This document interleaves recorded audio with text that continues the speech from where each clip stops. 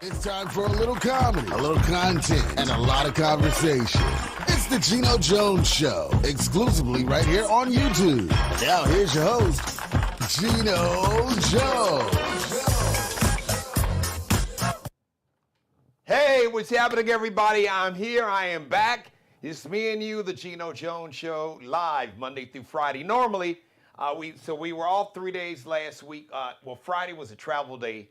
I had to travel to Chicago on some business. Now Thursday was really not just a travel day. It was a travel day, but we had some other issues early in the week. However, I am here, you all, and I missed you. So shout out to everybody. May is here. It's May Day was last week, Thursday, but it's my month. Shout out to Tauruses. It's May Taurus season, baby. Stand up, Stevie Wonder. Let's see here. Shout out to Malcolm X. Shout out to Janet Jackson. Shout out to all the Tauruses. Come on, y'all, stand up. You know how we get down. So my normal start days and times are Monday through Friday, 6:30 p.m. Eastern. Hello, Chicago, everybody. On Central Time, a little after 5:30, probably about close to 5:32. Live in Los Angeles and the West Coast. 3:30 in the afternoon. Shout out to one Stevie Morris, Stevie Morris Hardaway, Stevie Wonder. He'll be 75. Let's see here. A week from. Let's see. Today's the 5th. So a week from next Tuesday. And his birthday's actually a week before mine. Mine is on the following Tuesday. There will be no live show on the 20th. I think I'm going to do a live show on the 21st. But no live show on my birthday. I'm just going to take that just one day. So, by the way, the show is interactive. So any and everybody watching me, please start a conversation, join a conversation. Live in my chat room, we do it like that, where you can, if you got a question or comment, you want to shout me out, you want me to shout you out, however you want to do it. Yes, however you want to do it. I just need to move a sheet of paper here. You can do that. And once again, tell everybody you know to subscribe to the Geno Jones Show YouTube channel. Subscribe and share, screen grab, rip some of the video of the Geno Jones Show, brought to you by the Crate Group, one of the top nonprofits in America. Shout out to Mr. Kendrick Bannister. Thank you, man, for all your support. If you would like to financially support the show or my media company, you can Zelle me. Geno, just use my email, GenoJonesShow@gmail. That's Geno Jones Show. That's how you spell Geno. Just use my email to Zelle my company, and it'll go straight to my media company, my business account. Geno Jones Show at Gmail, or you can cash at me, $Dad G Jones, capital D, lowercase a.d, capital G, capital Jones. I think I'm going to put that somewhere in the notes for the show, because somebody said, put it in the notes, G. So we'll put it somewhere. And if you're watching, shout out to Dr. Al Greer. Got a chance to talk to my man. We went to college together. Brother's doing this thing in Chicago. Shout out to you, man. It was great hearing from you. Listen. I told you I want to get you. So Al's been in radio for a while. He is doctor, so he should have his PhD in broadcasting, because the brother is on that level. And just looking forward to having you on as a guest, just to talk about a multitude of things, brother. My pleasure. And he does he got his own media company also, and is on a radio station online. He does his own show. And type in, Brother Al, type in the name of your show, man. Type it in the chat room. I can shout it out. So it comes on 9 p.m. until midnight Central Time, if I'm correct. But I love his slogan is, my music, it'll put you to bed, but not to sleep. I'm like, okay, all right, talk that talk, Chi-Town. He said, man, my show, it'll put you to bed, but it won't put you to sleep. Come on, Dr. Al. Bedtime stories with my man, Dr. Al Greer. On old school OSD, that's like old school radio. WOSD Radio. Right? Is that right, Al? W old school. Yep. WOSD Radio. All right. Online. So check him out. Check him out tonight. Give me the right time. Is it 9? You come on at 9 o'clock Central Time? Yes, sir. He said, yes, sir. 9 p.m. So East Coast, 10 o'clock. 9 until midnight. So on the East Coast, that would be 10 to 1. And on the West Coast, that's 7 p.m. 7 p.m. until 11. Yep, 9 p.m. Central Time. Just to make sure I got that, WOSD Radio. OSD, old school. Yes, sir. Man, he's got them ballads and baby making. Oh, yeah. So if you're suffering, fellas, if you are suffering in the performance area, maybe issues with the no erectile, they call it erectile dysfunction, suffering from no erectile at all. You don't need one of them blue pills or red pills or whatever it is. Just cut on Bedtime Stories with Dr. Al Greer, like you said. The show, it'll put you to bed, but not to sleep. Kind of like, what is that? What is it? Is he total eugenics? What is it? Total eugenics commercial, these supplements with Frank Thomas, a baseball player and a football player. Frank Thomas was a star Hall of Famer with the Chicago White Sox, and Doug Flutie, for a minute, not a Hall of Famer, played with the Chicago Bears. He was a big star, Heisman Trophy winner back in the 80s. So they're like the pitchman brand ambassadors for what is this, total eugenics. And, you know, it's like if you're having trouble with energy and your libido is gone, you know, they say, you know, man, take total eugenics and, you know, it revitalized me and I got my energy back. I can work out. And then, you know, there's always the guy that they're talking to, they're making a pitch to. You know, this guy always has a woman that's either standing there or she walks up. And Frank Thomas used to play for the White Sox. He says, he looks over, he's like, and she'll like it too, if you know what I'm saying. So, yes, Dr. Al Greer, Bedtime Stories, WOSD radio.com online, 9 p.m. Central Time until midnight. Yes, music will put you to bed, but not to sleep. And, oh, by the way, she'll like it too. How you like that? Hey, you like that, Dr. Greer? That's pretty good, huh?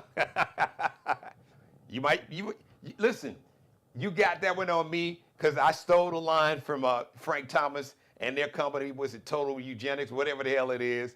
So no invoice. That's on the house, man, because your family. Yeah, he said, I love it. Yep. Throw it in there. That's right.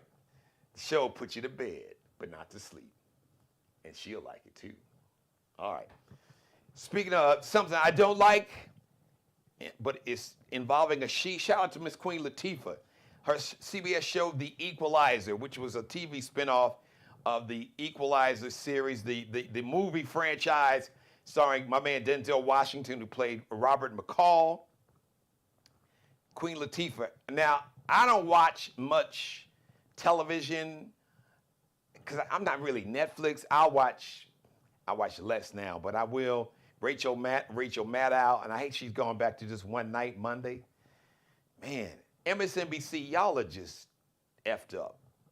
Fucked up. I just got to say it. CNN is totally lost. CNN wants to be MAGA light. Y'all just might as well just change the logo. Don't call it CNN. Just call it MLTV. MLTV. MAGA light. MLTV. That's what it is. And Van Jones, I'm going to talk about his ass. But not today. This black guy that's been on CNN. He's always looking for that approval of these white nationalists. They don't love you, Van Jones. They don't love you. And married to a white woman is not, as a matter of fact, they like you less for being married to a white woman. You can't appeal to these people's humanity. Because the hardcore MAGA cult members, they're so deeply rooted in this hate and bigotry. Best you could do is pray for them. But you continue to talk to them, and then you'll find a handful of, Negroes Oh, look at these black Trump supporters. What narrative are you trying to reinforce? What narrative are you trying to sell via CNN? What are we doing here? Okay? So if you went to the store over the weekend and the things that you bought that was $12 or $11 are now $12, or you notice that everything that you purchased, if you went to Walmart or Sam's Club, because I had to go to both, and you notice like whatever, or Publix, or whatever supermarket in Chicago, Jules and Mariano's, or in Texas, H-E-B, or Ralph's out in LA, or whatever the supermarket is in New York City, or Kroger's, or Publix in Atlanta, and everything you notice, like, damn, everything went up, not just eggs. All right, that's a different conversation. So, yeah, Van, come on, Van. Damn, and his last name would be Jones.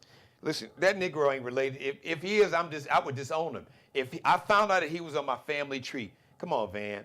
And you used to work for President Obama, but you want these people to love you, dude. If it ain't there, my grandfather said, Conway Jones, he pointed at his chest. He would say it all the time, like point toward his heart. If it's not there, you can't put it there. And I don't know why you want these people to love you. Who taught you to hate yourself, man? I know you think you can appeal to their better angels. Their better angels are demons. Speaking of that, that's my segue to go into the movie Sinners. Everybody is talking about it. It was number 2 at the box office still. Now it's made over $200 million. Made $33 million over the weekend. As a matter of fact, I contributed to that bottom line. Damaris and I went to see it because her and Allie and Boogie, my queen and my daughters, they'd already saw it. Don't forget, by the way, I don't need to remind everybody, Mother's Day is this weekend, is Sunday. So make sure don't forget your mom or your grandma, the mother figure in your life. So yeah, I got to see Sinners. Shout out to Sinners, like I said. $33 million again. So people, and apparently a lot of movie theaters are about to put it back in the IMAX format because they had this other new Marvel movie that came out. So that movie kind of knocked out, like the movie theater I went to, Sinners, there's only one IMAX theater, and they took Sinners out of that theater and they put it in the IMAX theater because the new Marvel movie came out. But still, nationwide, number 2, $33 million. So Sinners has made over $200 million in 3 weeks. Shout out to Ryan Coogler, the writer, the director, producer, the brother that wrote Black Panther, Wakanda forever, Wakanda. Black Panther, Black Panther, the sequel was Wakanda Forever. Shout out to Ryan Coogler, this brother from Oakland. He is brilliant. But speaking of brilliant, Sinners. All right, here we go. Here's my take, because there's been so much talk about it.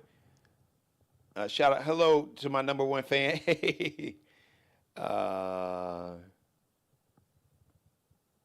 Saying 2020. Change the date. Oh, no, I know. I got it. Oh, I think, Mother, I think I know what you're talking about, but don't worry. I got you. I think I know what you're talking about. Anyway, let me not be distracted. Let me go back to, let's talk about Sinners. Now, if you haven't seen it, so I'm not going to spoil it for you, but I am going to share maybe a little more of it. By now, you probably heard so much about so many of the scenes. But the movie, it takes place in Clarksdale, Mississippi, 1932. Small town, rural Mississippi, right on the Delta, which is like the southernmost part of Mississippi, down by the Delta, the Gulf of Mexico. Now you had 2 brothers, twins, who left Chicago, who were in Chicago, who were from Clarksdale, went to Chicago, and they came back. So I'm not going to go into a lot of details. I'm not going to completely spoil it for you. But really, the movie, A lot of people are calling it, and they are billing it a horror movie. There is a horror element. There's a vampire element in the movie, but this is not. This is a movie. Let me just break it down. I'm gonna make it as simple as I can. This is a movie that tells the story of specifically of Black Americans and what they had to deal with in rural Mississippi, the hatred and the racism and the bigotry back in 1932. But not just in Mississippi, but since the movie it takes place there. But it's bigger than that because it really is telling a story about the journey of Black Americans here in America. And it talks about the journey musically, and there's a scene where you see the connection of our musical influence on the world and how instruments. I don't even want to tell you what instruments that musicians use that came from the continent of Africa to America, that transition and how the music evolved from, the music that we created in Africa and in West Africa to literally to today. Now blues music is like a driving musical theme in the movie. But this one scene, and if the people who saw the movie, they know exactly what scene I'm talking about. And it was brilliantly done by Ryan Coogler. I've never seen anybody in just one musical scene just tell a story about our music, our ancestors, how they originally would play and produce music back in West Africa, and how that music and the musical instruments evolved and they came to America through Jim Crow, then the early mid-30s, all the way up to today. It was brilliantly done, but it also really reflects a story of how when we as Black people become successful, no matter how we become successful, we build something, and we open up something for our culture and our community to enjoy, a place where they can come and celebrate each other, celebrate the culture, celebrate the community, celebrate life. The enemy, that's where you can throw in the horror part, the vampires that you've heard so much talk about.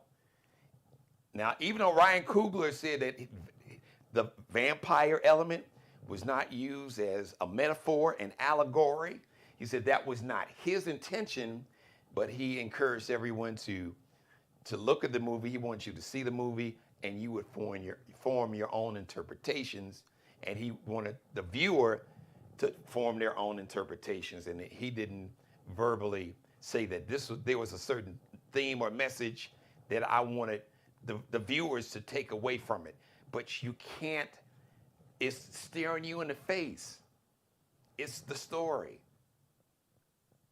that we build something, and the enemy, the demons, with the European background, and the racist Ku Klux Klan white nationalist element, just, they can't be happy to see Black folks successful, prosperous, and having a good time.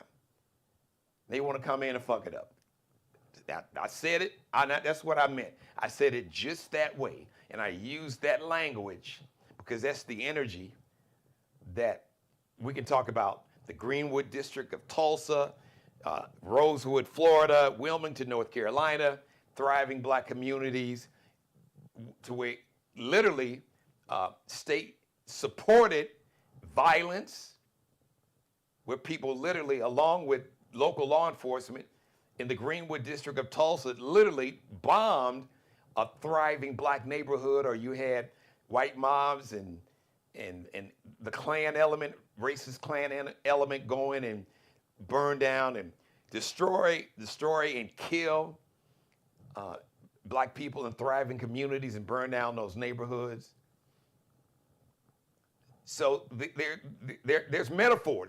There's a metaphor, there's an allegory in this movie. That same mentality is played out in the movie. So now, if you don't, let me just say this. Because first of all, the horror element doesn't hit you in the beginning. It's almost halfway through when the horror element comes in. And there are some people, first of all, full disclosure, I am not a horror movie fan, never have been, gory, bloody, and, look, the only vampire, it wasn't even a movie. Folks in Chicago, Dr. Al Greer, get ready for this one. And shout out to Michael.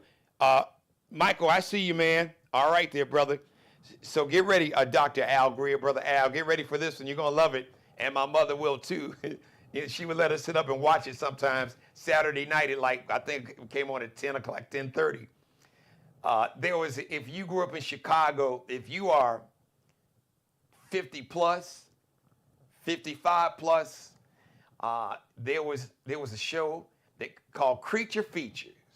And they would have all these old movies, all the old original, maybe not the original, like the real Dracula, as we call it, Bela Lugosi. Come here. Come here. He was a cold-blooded white dude. Now he played the shit out of that Dracula. That Dracula could have been a brother. The vampire, well, no, there was no Bela Lugosi. No, dude was not Bela Lugosi, because Bela Lugosi, well, he had some swag.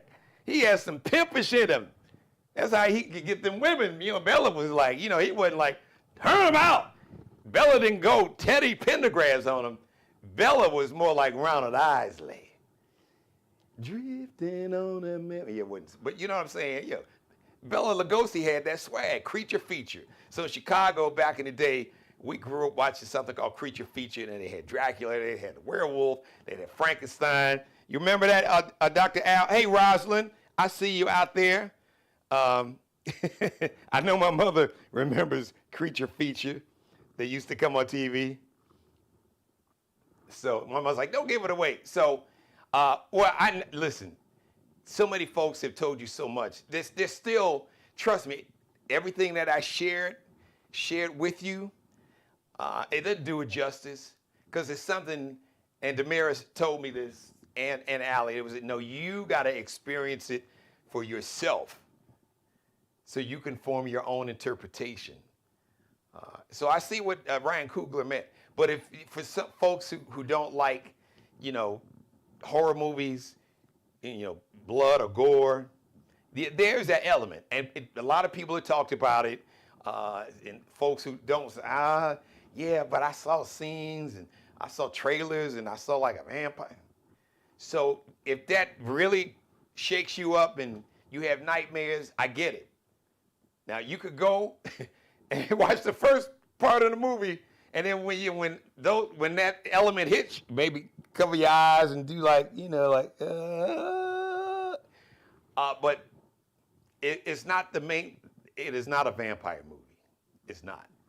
If you saw the movie and you walked away with, oh, this is a vampire movie, then you really missed the main messages. Whether Ryan Coogler intended for those messages to hit you in the face, like somebody slapped a taste out of your mouth, but you can't, it's hard to miss. Stevie Wonder could see it. No shade to Stevie. It's hard to miss. And if you go see the movie, basically make sure you stay past all the credits. Because usually, the movie ends, they'll run the credits, and a lot of movies, they'll run credits, and then there'll be another scene, and then they'll run a second, the last set of credits, movie credits, and then they'll cut the lights on. But no, even after the last set of credits, this is one more scene, so you gotta like stay all the way to the real end. Like, you know, when the house lights come up and the screen goes black, goes dark, all the credits, all of them, 2 sets of credits in between, you gotta stay for the whole thing. So there you go. Creature, yeah, my mother said, yes, creature feature. I used to let you stay up to watch it. Yes, she did. Yes, my mother did. She would let me and Nanette, my sister, my middle, shout out to Nanette. I got to see my oldest sister. I'm the oldest. She's a middle child. Nanette, I love you, sweetie. I was happy to see you too. I was thrilled.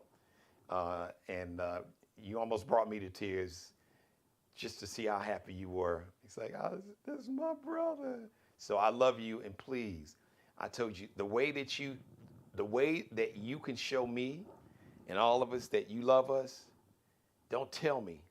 Show me by loving yourself. Love yourself the way you say you love me.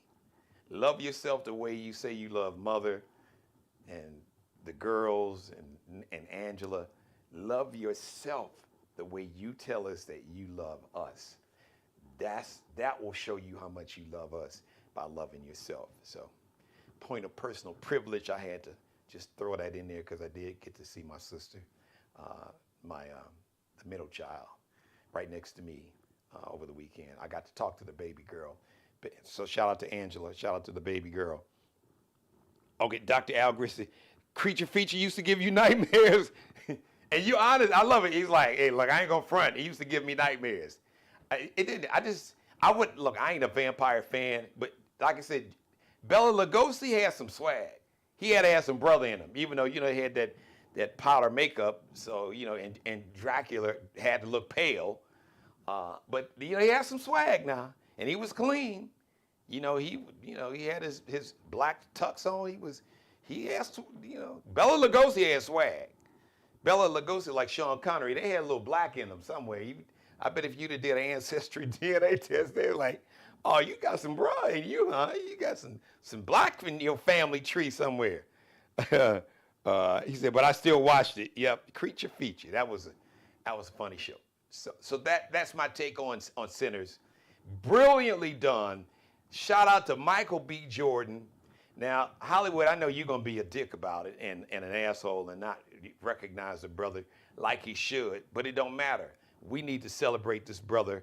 Really, the entire cast, Delroy Lindo, one of my favorite actors. He's been in so many movies. He was West Indian Archie in Malcolm X. He was, This Christmas? The movie, Chris Brown was in it. Loretta Devine. He was like Loretta Devine's love interest in This Christmas. But he's Crooklyn with Spike Lee. Man, Delroy Lindo has been in so many movies. But my favorite role of his was West Indian Archie in Malcolm X with Denzel Washington, the Spike Lee movie. Then Delroy Lindo is in there, and there's the 2 sisters in there, not sisters, black women, and I'm not familiar with either one, but they were brilliant. But oh my God, Michael B. Jordan. So he had a dual role. Basically, Michael B. Jordan, well, trust me, he had double duty. I'm just gonna leave it at that. And he was phenomenal. I mean, just watch him with his double duty in this movie. Shout out to Michael B. Jordan. The brother was just phenomenal. So I see why there's so much talk about it, because I read an article on Ryan Coogler, the writer and the director, who also, once again, did Black Panther and Black Panther Wakanda Forever. And his first movie he was a young man and a young Michael B. Jordan, so they've been doing movies together for a while. It was called Fruitville Station. It's a true story about a young man, a black kid, that was basically killed by the police officers on the Bay Area rapid transit. They had like a rapid transit system, subway, elevated line, like Chicago and New York and other cities, Atlanta, Washington, D.C. He was killed like on a subway platform, I believe. Cop killed him, got away with it. And that was the story. It's called, and the station where this young brother was killed was called Fruitville, like fruit you eat, Fruitville Station, out in the Bay Area. I think out in I think it was Oakland. I don't think it was in San Francisco. I think the stop was in Oakland, but it was in the Bay Area. It's a Bay Area stop, Fruitville Station. So Ryan Coogler has been doing this thing with Michael B. Jordan since Fruitville Station. He did Creed. I forgot. He did the Creed franchise. Ryan Coogler and Michael B. Jordan. So shout out to Ryan Coogler, man. This brother, he is awesome. He is amazing. So go see the movie. And let me just say this for the church folk out there. Some have issues, just with the evil. Like I said, there's a horror / evil. You could almost say demonic element. But that's real. We living through that right now today. All right? They just not showing up with fangs. They showing up with these red caps.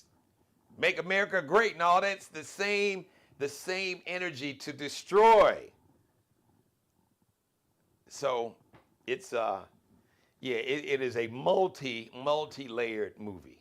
It really is. But he did a brilliant job. So my take, check it out. And if horror, if blood and vampires, ain't your thing, you got almost half of a movie, and then just cover your eyes. If you got to cover your ears, whatever. But it is, and like I said, I think the only horror movie, any kind of horror, well, I saw, they call Get Up. That was a horror movie. It's, no blood and gore. I think the outside of Get Up, the only horror movie, oh my God, I'm dating myself. Not when it first came out, but I think when it came back to the theaters, The Exorcist. And I was like, I don't know. I just happened to go see it because I think everybody was talking about it, but I was like, now it looked like it was kind of funny because people kind of made fun of The Exorcist and this little white girl that was possessed with the devil, and they brought the priest in, and he's trying to pray and throw holy and get the devil out of her, and she attacking him and throwing up on him, and like the devil's coming out of her. It's crazy. None of that. Not quite. Well, not quite. Well, like I said, it is definitely worth seeing. So shout out. All right, so shout out. Who is it? Robin McCall, Dr. Al Greer. I was just talking about Queen Latifah. CBS canceled her show. Was it too DEI? CBS? Really? Okay. I'm gonna have this conversation about legacy, as they call it, legacy media. Legacy, like it's been around for a long time. Corporate media, basically bending the knee and bending over and kissing the feet and kissing the ass of one Orange Hitler. You cannot appease the bully. The more you bend over, the more you're gonna get it. They're gonna take it. The more you bend over, just the harder they're gonna hit you. Period. Full stop. You don't stand up to a bully, nothing will. The bully will just go until you are eliminated. Then he'll move on, kind of like a vampire. So the only way to deal with evil, you got to stand up to it. You got to rebuke it. You got to rebuke it in the name of the Lord, the name of God. Yeah, but you got to stand up to evil. You got to stand up to a bully. And you'll kind of see that in this movie.